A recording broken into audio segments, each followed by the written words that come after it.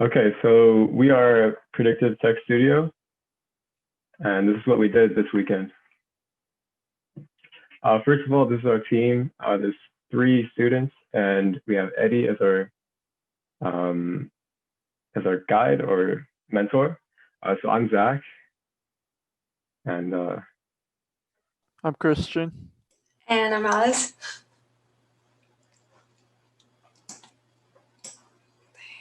So what we built is something that attaches onto the Keyman application. And the Keyman application is an open source piece of software that people use when they have a language that they speak that is not very common. So it's not included by default on their phone, on their Apple product or Google product. What they can use is Keyman to create their own custom predictive keyboards so that they can type in their native language. To give you an idea of how what the situation is, there's roughly 7,000 languages in the world, but there are only 100 supported on mobile devices. So if you're one of the people who speaks one of these many thousands of languages that is not widely used, a lot of native languages and other languages, we aim to build a predictive keyboard for those less resource languages so that they can also communicate using their mobile phone.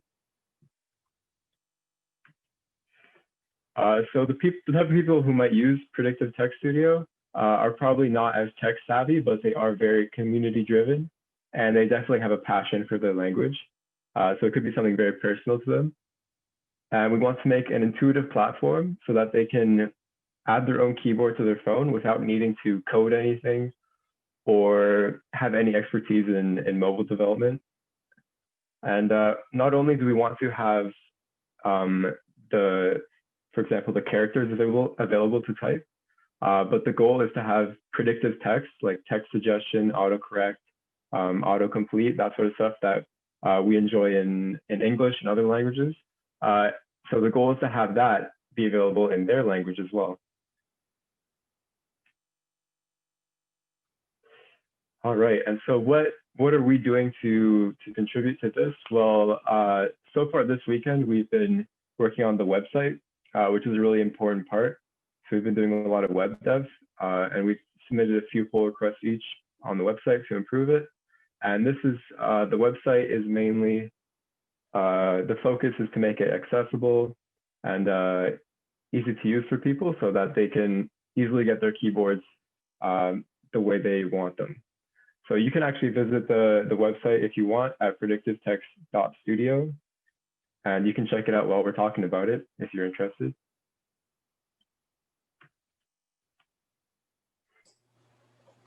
So if you scroll down a bit, we have a couple of steps that users can follow so that we can collect the information that's required to compose the KMP file. We first ask them to enter their language and then add a list of words that they would like to include in their predictive text. They can either upload an Excel file from their local machine or just paste it in the Google Sheets URL. And so they can click on continue to go to the next page where we let users to specify the author, name of the dictionary, and then the license if necessary. And we can go to the next slide. On the sources tab, users can see the list of files that they've uploaded. They can also go ahead and upload more files or choose to directly enter the table entries through our UI. And once that's done, you should click on download button to download the composed KMP file, which you can use it on your mobile phone through Keyman app.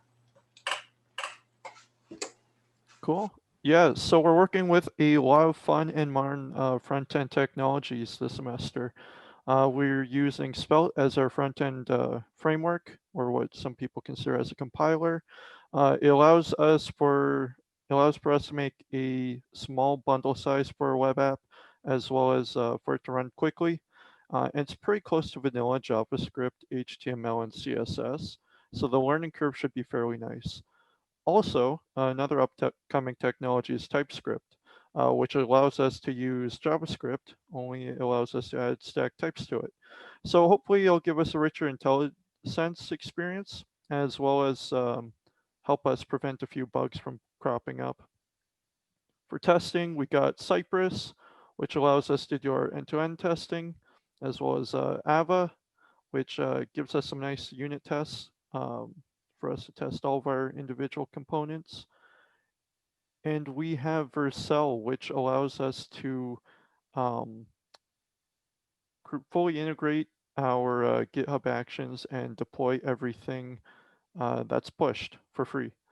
And to kind of bundle the testing and deployment, we have GitHub Actions, which allows us to leverage GitHub Actions for free for open source.